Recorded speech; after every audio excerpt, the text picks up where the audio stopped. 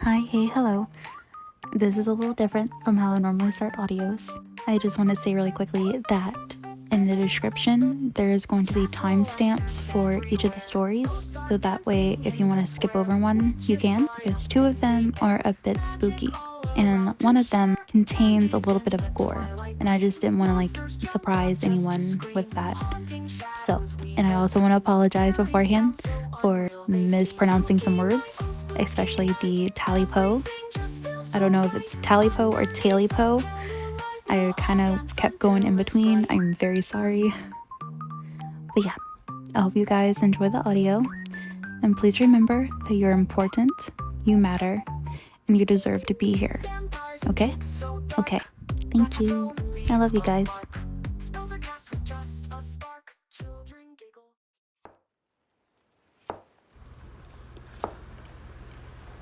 Okay. I've got the marshmallows. I've got dark and sweet chocolate, the graham crackers, this stuff for hot chocolate. Huh? No, I'm heading in there in a minute. Just get comfy in front of the fire, okay? I've got this. Don't worry about it.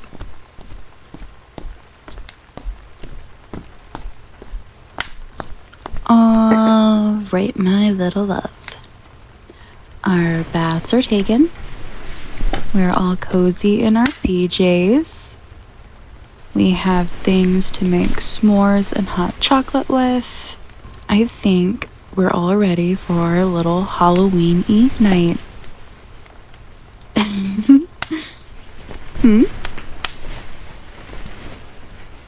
I know, baby doll.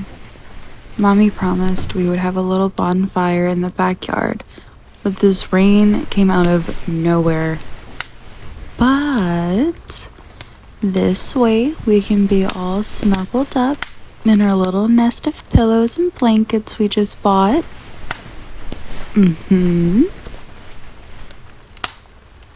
can be all cozy.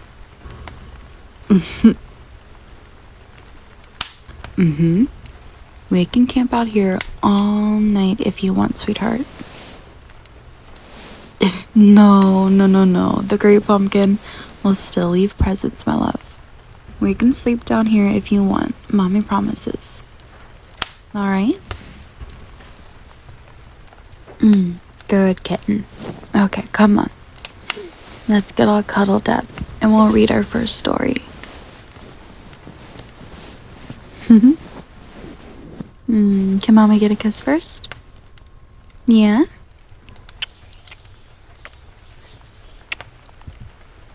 Thank you, Pumpkin. Alright, here. Okay, here we go. Let's see.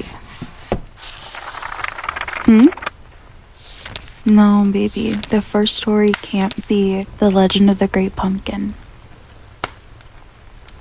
Well, because, honey, we gotta save that for last. Yeah, it's the most cozy one. So can you be good for Mommy and be patient? Yeah? Okay, my little love. And I love you too, baby. Okay. Our first story. The Legend of Stingy Jack. One of the most popular symbols of Halloween is a jack-o'-lantern. A jack-o'-lantern is a pumpkin that is hollowed out and has a face carved into it. A candle or battery-powered light is placed inside. Jack-o'-lanterns are often used as Halloween decorations. But did you ever wonder how the jack-o'-lantern came by its name? There are many versions of the origin of the name jack-o'-lantern. Some sources say that the word jack-o'-lantern first appeared in print in 1750. It supposedly referred to a night watchman or a man carrying a lantern. Other sources say that carving pumpkins with the scary or silly face of a jack-o'-lantern came from an old Celtic practice of carving out turnips to make lanterns. These turnip lanterns were actually used to find the path home as the winter nights became longer. One of the most interesting stories about the origins of the word jack-o'-lantern comes from the Celtic myth about a man named Stingy Jack. Stingy Jack was an Irishman who was mean as well as stingy. He played tricks on people too. He played tricks on his friends, his family, his minister, and even the devil himself. One evening, Stingy Jack went out to eat with the devil. In an effort to avoid paying for his meal, Stingy Jack convinced the devil to turn himself into a coin. Once the devil did this, Jack picked up the coin and placed it into his coin purse. Inside this coin purse was a silver cross. The symbol of the cross kept the devil from changing back into his original form. He was trapped inside Jack's coin purse. So the devil begged Jack for his freedom, and Jack finally agreed to let him go, if the devil promised not to bother him for a year. The devil further agreed that if Jack should die at any time during this year, the devil would not claim his soul, so Jack let the devil go free. But when the year was up, the devil came back to try again. The clever but stingy Jack tricked the devil into climbing up into a tree to pick some fruit. Once in the tree, Jack carved a cross into the tree's bark. Once again, the devil found himself trapped. He could not come down, so he again bargained with Jack. This time, he promised he would not bother Jack for a period of 10 years in exchange for his release. Jack agreed. Before the 10 years passed, Stingy Jack died. We are told that God would not allow Jack into heaven because of his evil and stingy ways. The devil, having promised not to take his soul, had to turn him away as well. At this point, Jack supposedly asked the devil, "How will I find my way in the darkness?" The devil gave Jack one burning coal to light his path. Jack placed his coal into a carved-out turnip so he wouldn't burn his fingers. He pulled holes in the turnip to allow the light from the coal to make a lantern. The soul of Stingy Jack has been roaming the earth ever since, looking for a place to rest. The Irish referred to his ghostly figure as Jack of the Lantern. Over the years, the term has shortened to Jack-o'-lantern.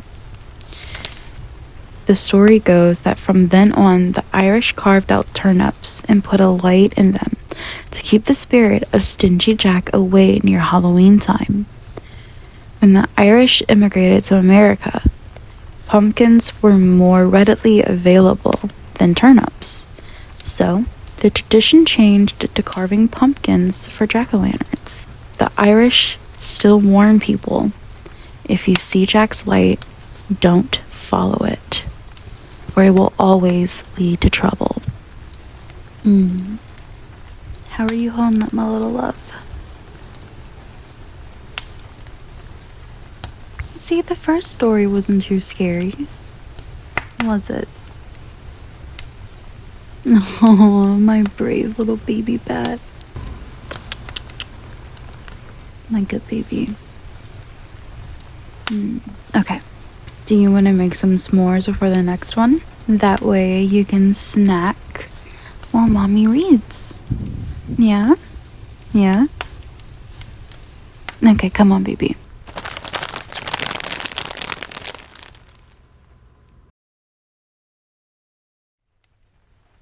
Okay.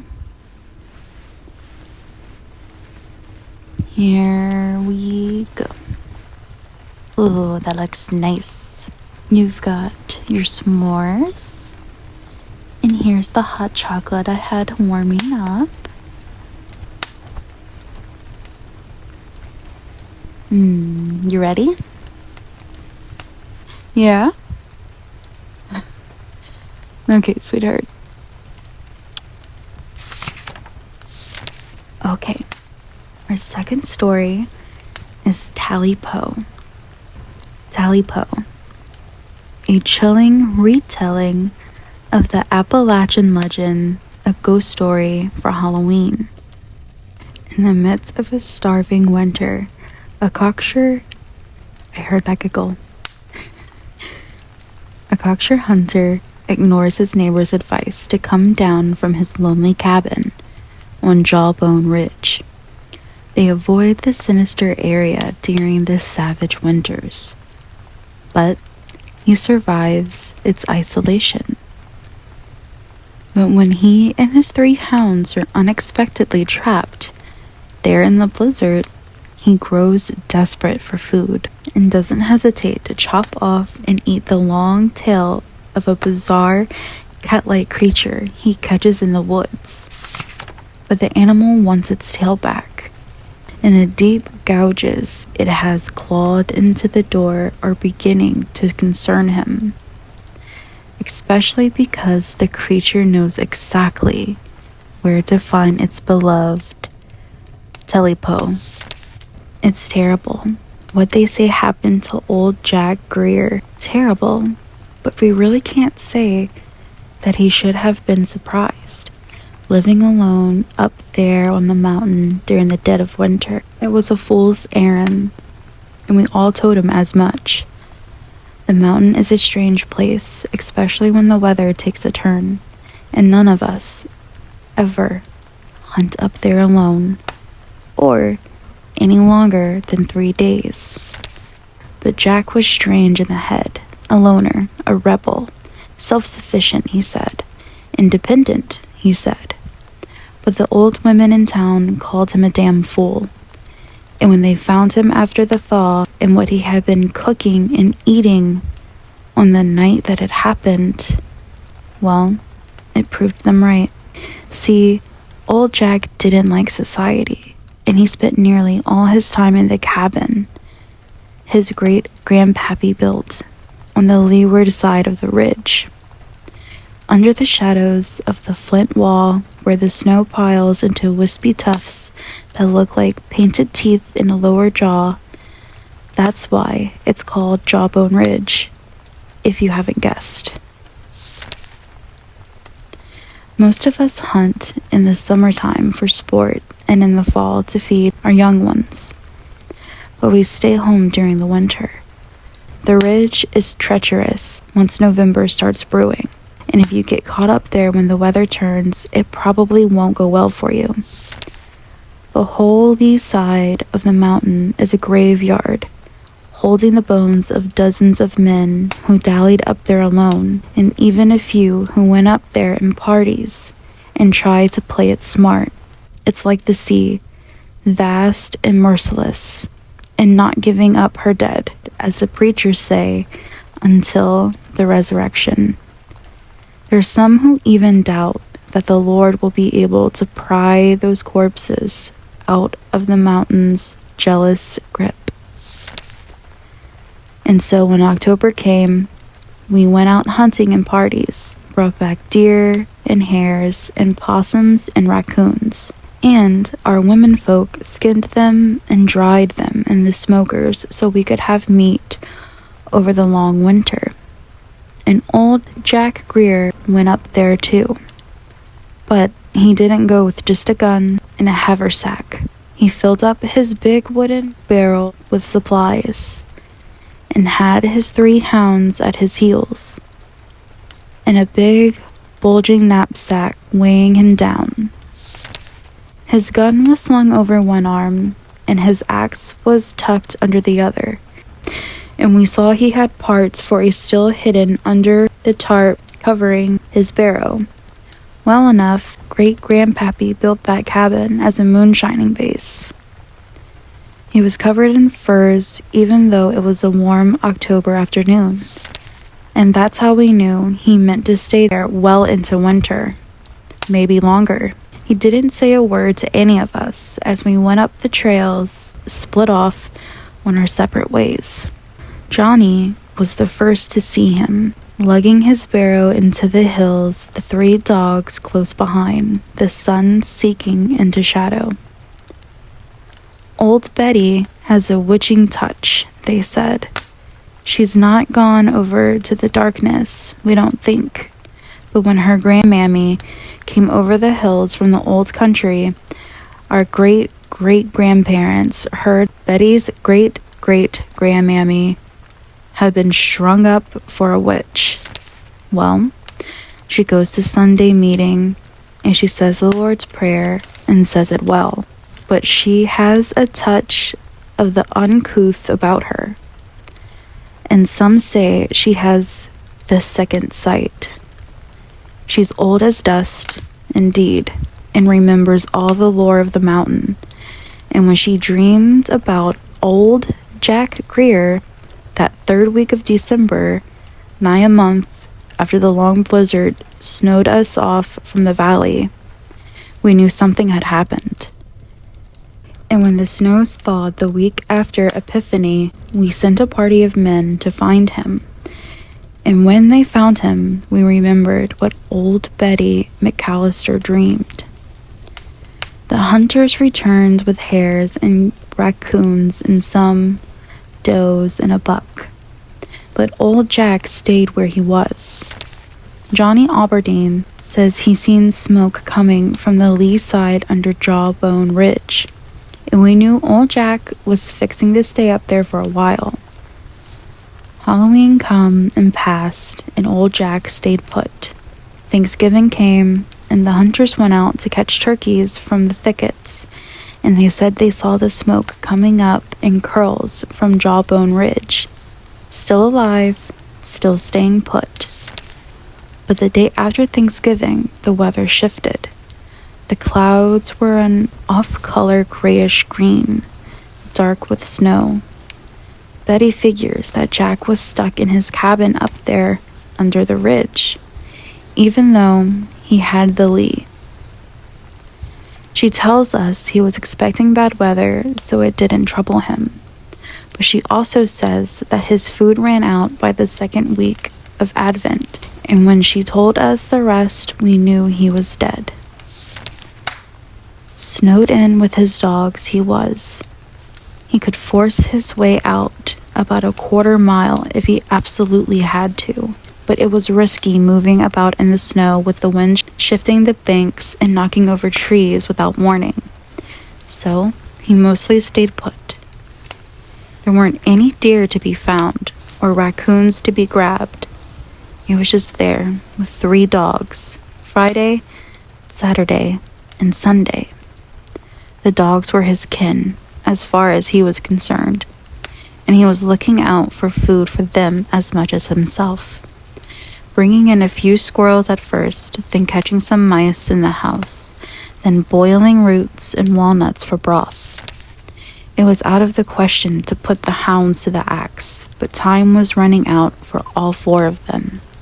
It was a few days since they'd had bite, just melted snow to drink, when we think he first saw it. It was the most curious critter he'd ever laid eyes on, scuffling in the shadows of the far side of the cabin, chasing some beetle or moth as if it was the only creature in the room. The hounds watched it wearily, because it was foreign to them too, and had the look of queer bogey. It was black all over and half the size of one of the hounds. Something like a cat, and it looked like a cat too, with pointed tufted ears and great golden eyes that flashed green in the shadows. But it wasn't quite a cat, not like the one that old Betty keeps and has been keeping for nigh 20 years. A strange, unaging tomcat it is too, because its paws were clumsy and large, the size of apples, and it flourished a great, shaggy tail, black as coal, and twice the length of its spine. The creature pounced on the moth or beetle and delighted at the sight of its victory. With a casual glance, it finally looked over at old Jack.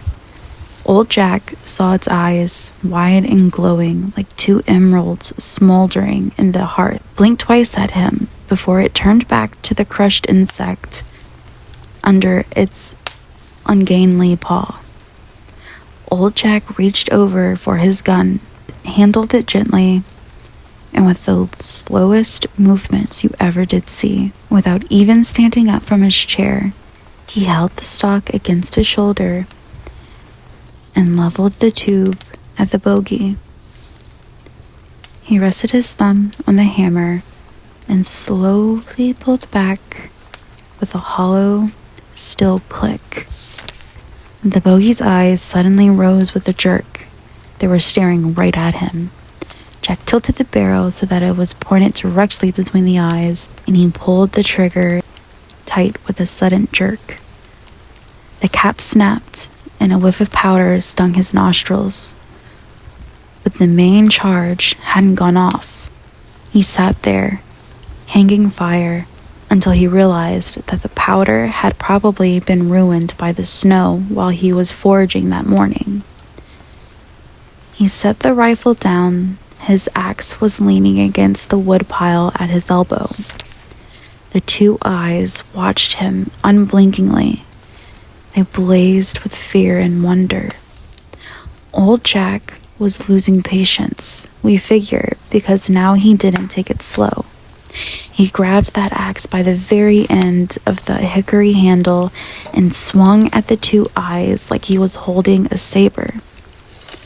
The bogey jumped into action, racing up the wall, along the ceiling, down the other side, along the floor, scrambling wildly like a salamander, scuttling nimbly as he dodged Jack's frantic blows. The hounds backed off and watched with wide eyes.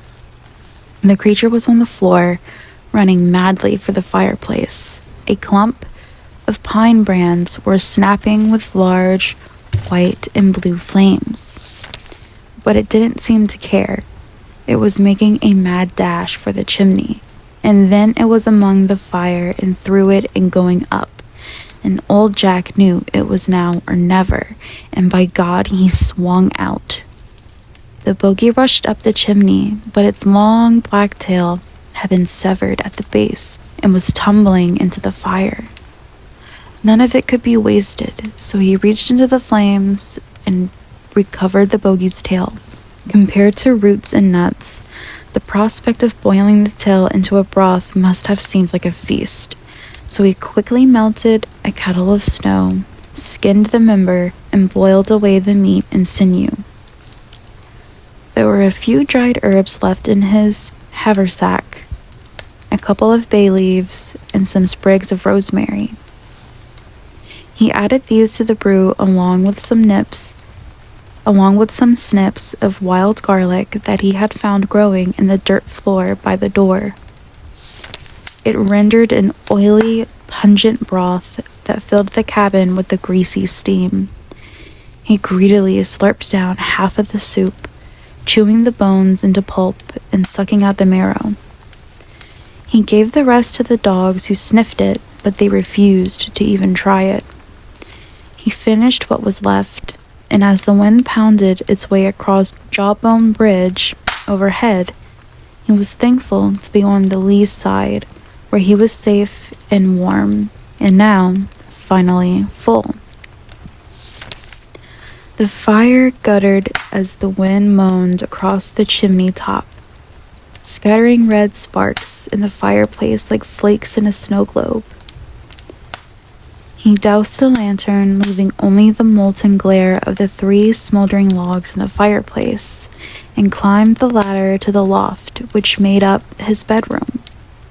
He had created a very comfortable bed there out of bear skins and beaver pelts piled on top of the bed of fresh hay that he changed every couple of months. He slept on top of this under 2 camp blankets that he had from his stint in the army, a quilt that his grandmammy had made to keep her kids warm on the boat over from Ulster during the Great Famine. It was as warm as he could hope for. His belly was heavy with soup, and even though he hadn't been able to have any bread or potatoes with it, he felt full. And the flavor hadn't been bad either, rather like a pork trimming stew. He listened to the fire snap below him and fell asleep. When he woke up, it was because of the angry scratching at the door. The embers had died to a white ash, with only a few lingering eyes glaring up at him from the grate. He sat for a spell, listening to the noise. It was intentional, all right. Like the sound of a dog shut up in a room, trying to force a door open with the combination of his claws and throwing his entire heft against the door. But somehow it sounded smaller. No, it wasn't a dog at all. And where were his dogs? There in the corner, bristling and shaking and staring at the rattling door. Old Jack Greer wasn't afraid of a rabbit, raccoon, or a hungry cat, or even that queer bogey whose tail had just filled his belly with warm comfort. He reached for his rifle, but remembered the spoiled powder. He would have to draw the charge eventually, but in the meantime, he gathered the axe. It still had a brown smudge up the middle of the blade where the tail had been severed. He gripped it by the middle of the handle and threw open the door. Nothing was there, just a howling black gulf unbrightened by stars or moon. The only light came from the oil lantern in his left hand, which threw a severe red glare on the dusty snow, shifting from bank to bank outside his door. But there were prints in the snow near his feet. Large, awkward paw prints, strangely close together, resembling the marks of a house cat, but heavier, almost wolf-like in their heft. He walked around the door, holding the axe even tighter. The outside planks had been lacerated viciously. The old, gray, weathered, beaten skin was stripped with deep yellow gashes, up and down, crisscrossing, wibbling wildly, as if some desperate person with a straight razor had been trying to slash his way inside. Long, gray, corkscrew peels of wood lay in front of the door like the cast-offs of a carpenter's shop. As he stared down at the ravaged wood, he heard a frantic clatter and glanced over his shoulder just in time to see the three hounds, their bodies freckled with lamplight, barging through the door and down the path into the deadly snow. They had stayed with him through harsher, starving times, had saved him from the attacks of 2 bears, 3 wolves, and 1 bobcat. They were scored with garner, white scars from their combats, and were disciplined from age, experience, and hardship. And yet they ran, away from him, away from the kettle that stank of the bogey's tail soup, away from the lacerated door. And while old Jack Greer stared after them into the formless blackness that closed in around the defensive light of his lamp, he heard something. At first he thought it was the flight of some ghastly, heavy insect, or the unseasonal groan of a cicada, or the rasp of a door on its hinges. It was a voice, however, a horrible, horrible voice. Harsh, gargled, and inhuman, simultaneously hoarse and deep, frail and raspy, like that of a bitter old woman or a sleepy young boy. It growled at him from somewhere overhead. "TailyPo, TailyPo, you've got my TailyPo." The word meant nothing to Jack Greer, other than the vague allusion to a tale coupled with a childish sense of fond endearment. Looking to the trees above, he thought he caught a glimpse of 2 green cinders blazing in the dark, but in a wink they were gone. He quickly went inside with his axe and his lamp, and closed the door tightly. He barred it with shaking hands, and instantly went to his rifle and nervously began to take it apart. He turned the knob on the lamp, raising the wick and casting more light around the dusty cabin. a ghostly green-white light that threw heavy brown shadows. Out came the barrel, away from the stock, and there in the breach was the wet charge of powder, like a lump of clay. He cast it into the fire, where the sulfur sizzled and released brown smoke. He had just slid the barrel back into place and clamped it tight when he heard a faint, playful scratch on the door. His heart seemed to stop. There was his ammunition bag, off to the side with its dry paper cartridges and the chance to defend himself. The scratching suddenly picked up tempo and volume, clattering in his ears while the door rattled against the jambs. He grabbed the dry cartridge, bit the end off, and poured the powder down the barrel. Then the greased bullet, and then he rammed them home. The metallic jangle of the ramrod responding to the heavy pounds of the shuttering door. And as he fumbled to apply the cap to his gunlock, he heard, muffled but strong, this same raspy moan. "TailyPo, TailyPo, you've got my TailyPo." Without a second thought, he aimed at the spot in the door where a few thin streaks of black light were showing through the savaged wood. And he pulled the trigger. The charge exploded smartly, and the ball punched through wood and into the night. The door stopped jostling. There was no voice on the other side.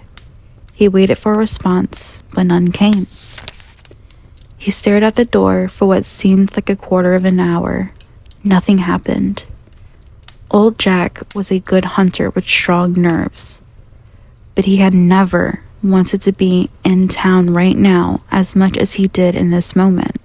He settled the gun against the wall and wearily trudged up the ladder to his loft. He laid it down on the pelts and pulled the blankets up to his jaw. He fell asleep almost immediately, but was troubled by dreams of toothless witches and grinning goblins and skeletons jigging in graveyards. He was woken up by a crash of wood. At first he thought it was a ghoul breaking through the top of a coffin to gorge on the gray flesh hidden beneath. But when he looked up, he realized where he was and that the door had been successfully breached. Perhaps the bogey had been clawing at it for hours, or perhaps it had just swung its tiny body at the gouged boards a few times before one gave way. He reached out to his side. There was no rifle. It was downstairs. There was no razor-sharp axe. It was on the woodpile. There was no hunting knife. It was with his ammunition bag. He gripped the quilt desperately. He had left the oil lamp burning, apparently, because a ghostly light, the color of soiled cream, was faintly lapping at the wall opposite him, and the ladder stood silhouetted against it, black and stark like the iron rail of a cemetery. The light was pale and weak, but he couldn't detect shadows moving around it, as if something were walking around the room below him, searching. He thought to himself that the bogey would probably not be able to climb the ladder, and for a moment he felt safe. He had to bite his tongue to keep from crying out, however, when he saw something black and cat-like climbing up the cabin wall with the speed and comfort of a salamander, its hefty paws splayed like starfish, its head wheeling about from side to side like a blind man's cane. Its hindquarters sported about 3 inches of a tail, a stump that was gruesomely twitching back and forth from what Jack imagined must be the excitement of anticipation or the thrill of revenge. And when the knobby head swiveled like an owl's, and Jack found himself staring into its molten green gaze. Quick as a flash, its jaws opened. Its mouth was purplish red with long yellow teeth, and a voice seemed to roll from its throat. "TailyPo, TailyPo, you've got my TailyPo." "But I don't have it," Jack moaned. "It's gone, all gone, it's eaten. You can't have it back." The bogey slithered frantically up the wall to the ceiling, across the ceiling until it was over the loft. "TailyPo, TailyPo, you've got my TailyPo." "But I don't have it," Jack moaned. "It's gone, all gone. It's eaten. You can't have her back." The bogey slithered frantically up the wall to the ceiling, across the ceiling until it was over the loft, and then it let go and fell to the floor in front of Jack's bed. There was a pregnant moment of anticipation, and then he saw two pointed, tufted black ears slowly rise between his feet, followed by a furry, round head and two gleaming green eyes. "I done told ya," Jack pleaded. "I ain't got it no more. I ain't got your TailyPo. It's all gone. Boiled to soup and ate. I'm sorry, I don't got it. I don't got it." The eyes didn't blink. The head tilted curiously until it was almost perpendicular to its body, watching old Jack sideways. Its purple tongue lolled out of its mouth and the eyes sparkled. "TailyPo, TailyPo, you've got my TailyPo." "But I just told you I don't." Something seemed to click in Jack Greer's mind. The bogey was a loner, like him, a rebel too. A stubborn, independent, self-reliant survivor. And he was also just as vindictive and just as unforgiving. It took just a moment for the grinning face to disappear under the blankets. Jack felt it slither towards him, felt its soft fur rub along his inner legs, felt its front paws pressing into his groin, onto his gut, and steady themselves just below his rib cage. It was purring, and he loathed the vibrations that rumbled from beneath the blanket, just as he loathed the wetness that was spreading down his pants and the girlish pleas that exploded from his throat as the bogey's talons shot through his abdomen and slit him open with a single quick stroke. Then again, again, through the belly to the spine, then to the throat and down to the pelvis, then under the ribs to the lungs, to the heart, to the stomach.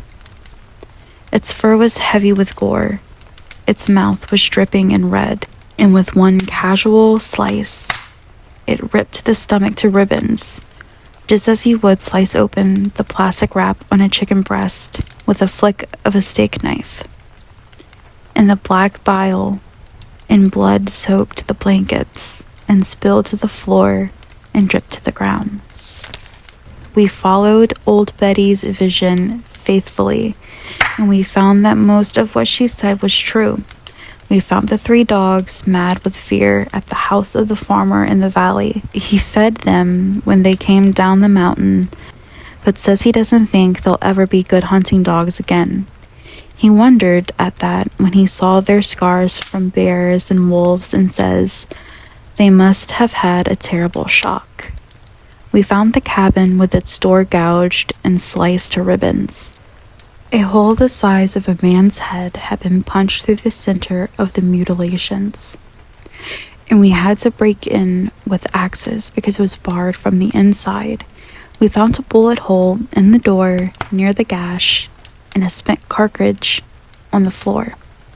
The lamp was burned dry on the table, and the axe near the fireplace was dark with bloodstains. And there was the man himself in his bed, stone dead, face white as paper, clotted with putrid gore, ripped open from gall to groin. We still talk about old Jack Greer and the terrible thing that was done to him 4 years ago when the blizzard caught him unawares, and he was stuck up on Jawbone Ridge with a thing that opened him up like a fish. We don't know if old Betty's dream is all true. Young Johnny Aberdeen was up on the ridge last November, hunting turkeys for the Thanksgiving dinner when he came upon a black thicket of ash trees under the shadow of the Flint Cliff, where you can see your breath in the shade even in the summertime. When he heard something up above him, it was rallied and wispy, like the flight of a huge beetle. But he swore it was speaking, and when he told us what he had heard, we all said that it tied it all together. And now none of us go hunting alone on Jawbone Ridge, not even for an afternoon. Up there, high in the ashes, he heard it whisper, happy and smug, "TailyPo, TailyPo, I've got my TailyPo, I've got my TailyPo. TailyPo, TailyPo, I've got my TailyPo." How are you feeling, baby? Yeah, was that one a little scary? No, I know, honey. But you did so well. Mommy's very proud of you. You look really sleepy. Why don't I read one more story, and then we can read The Legend of the Great Pumpkin? Yeah? Okay, my little love.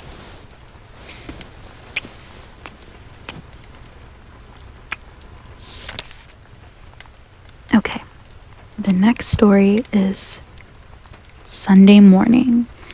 It's from the book Scary Stories to Tell in the Dark. I used to love reading those books growing up. Yeah, I loved it. Okay. Sunday morning. There was a young girl named Josephine who was habitually late for Sunday morning mass at her local church.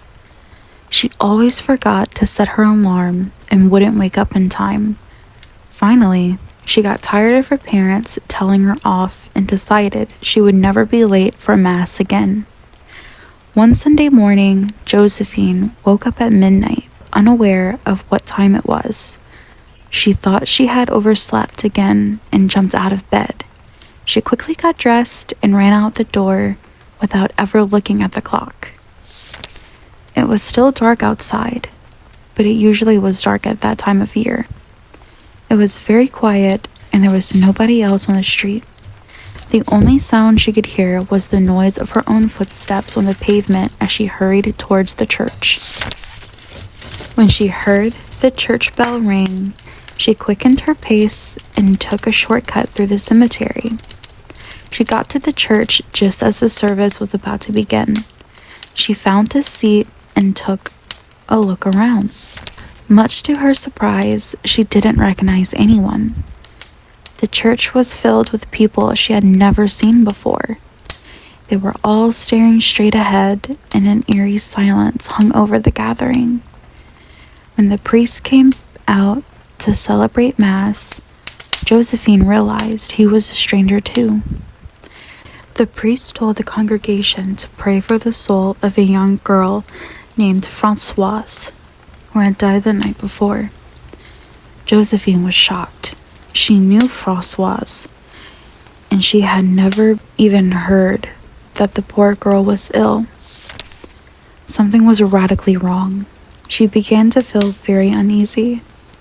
She looked around again, and as her eyes began to adjust to the dim light, she saw someone she knew. There was an old woman sitting at the back of the church.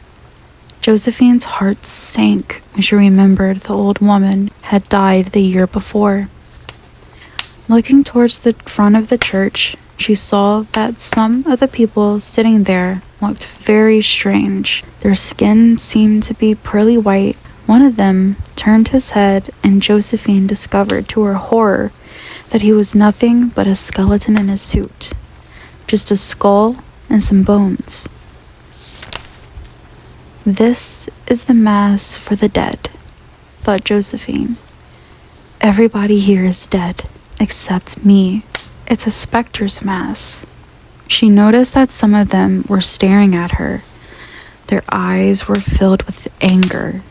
It was clear to her that she had no business being there. Suddenly, she felt a tap on her shoulder. Nervously, she turned around and found her grandfather standing in the row behind her. He had been dead for 3 years. There was a worried look on his face. He leaned towards her and whispered in her ear. "Leave right now, while you still can," he hissed. "You don't belong here." Josephine immediately grabbed her coat and walked quickly toward the door. She heard hollow footsteps echoing behind her and glanced back. The dead were rising out of their seats and following her. Their faces were twisted in fury and hate. Josephine was terrified, and she dashed to the door, a pack of shrieking ghosts snapping at her heels. She felt skeletal hands grabbing at her, trying to stop her leaving. She twisted and turned, struggling to free herself from their grasp. Her coat was ripped off, and her hat was snatched from her head, just as she managed to slip out the door. Screaming and crying and almost out of her mind with fear, Josephine ran all the way home and told her parents what had happened. Later that day, someone came to the house holding what was left of Josephine's coat and hat. They had been found in the cemetery, torn to shreds. I think that one might have been a little bit more scarier than the last. Aww, that was such a cute yawn, baby. I know you're really sleepy. Mommy's gonna read the last story, okay? Of course, baby. Okay. Of course, baby. Yeah, it's the same great pumpkin that's gonna be bringing you toys and gifts tonight. You ready? Okay. Give me a kiss first. Okay. The story you've been waiting for all night. You ready? Okay. Peanuts. The Legend of the Great Pumpkin. It was almost Halloween. Lucy figured her brother Linus would do what he did every Halloween. "I guess you'll sit in a pumpkin patch and wait for the great pumpkin?" Lucy asked. Every year Linus waited. Every year he shared the legend of the great pumpkin with his friends, but no one believed him. One year, Marcy joined him in the pumpkin patch. Linus explained that the great pumpkin rises out of the pumpkin patch he thinks is the most sincere. Marcy nodded, but then she said, "I want to see the great when he arrives." "Pumpkin," Linus corrected her. Marcy went home early. The next morning, she asked Linus, "Did the great squash ever show up?" "Pumpkin," Linus shouted. The next year, Charlie Brown went with Linus.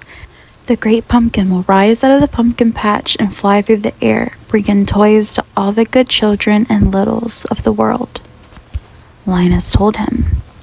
But Charlie Brown had a question. "There must be 1,000,000 pumpkin patches in the world. What makes you think we're in the right one?" "It's just a feeling I have," Linus answered. A little while later, Linus pointed up ahead. "There he is! It's the great pumpkin rising up out of the pumpkin patch!" But before Charlie Brown could explain that it was just Snoopy, Linus passed out from the excitement. Another time, Sally joined Linus. "When the great pumpkin flies over, we'll be the first ones to see him," Linus said. Sally smiled. "This is exciting, sweet baboo." "Don't call me sweet baboo," Linus told her. "This is very serious." "Okay, pumpkin," Sally replied. Linus groaned. "Ugh, I can't stand it." Later that night, Linus heard a strange noise. "Listen, do you hear that?" he asked Sally. "Is it the Great Pumpkin?" She had to admit she heard something too. But to Linus's dismay, it was just Snoopy driving by on his Zamboni. Linus wanted to thank Snoopy for never saying anything bad about the Great Pumpkin. "I am going to let you sit in the pumpkin patch with me this year," Linus told Snoopy. Snoopy kept silent. He had a bad feeling about this. "I really appreciate your sitting out here with me," Linus said, after telling Snoopy about the Great Pumpkin for the 100th time. "Although, I must admit, I've been wondering why you're wearing such dark glasses." Snoopy didn't say anything, but he was thinking there are certain times when you prefer not to be recognized. One year, Linus decided to go alone. It wasn't long before he saw something. Linus couldn't wait to tell everyone what he had seen. "I saw the Great Pumpkin, Charlie Brown. He was standing with his arms in the air like this. He was waving his arms at me." Just then, Lucy ran up to them. "There's a cactus in the pumpkin patch," she said. "You must have seen it, Linus. It's really tall with arms like this." That time, Linus was the one who didn't say anything. After all the disappointments, Linus wasn't sure he was up for his usual Halloween tradition. "Maybe it's time to forget the whole thing about the Great Pumpkin," Lucy suggested. Linus realized he couldn't give up. The Great Pumpkin was counting on him. He began to write a letter. "This is ridiculous," said Lucy, but she began reading over his shoulder anyway. "Dear Great Pumpkin, we are all looking forward to your arrival. Soon you will rise out of the pumpkin patch and fly through the air. You will bring presents to all the good little boys and girls in the world. I have tried to be good all year long, and I hope that you will bring me lots of presents." When Lucy got to the part about presents, she had a change of heart. "Did you put in a good word for me? I've tried to be good too." If Lucy was starting to believe anything was possible. Linus mailed the letter and went straight to the pumpkin patch. After all, it wasn't Halloween without the legend of the Great Pumpkin.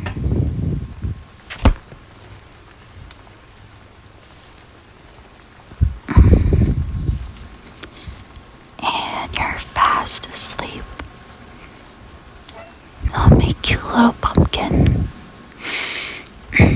Let's get you a bit more comfortable. There we go. Alright. Sleep tight, baby. Mommy's got you. I love you so, so, so much.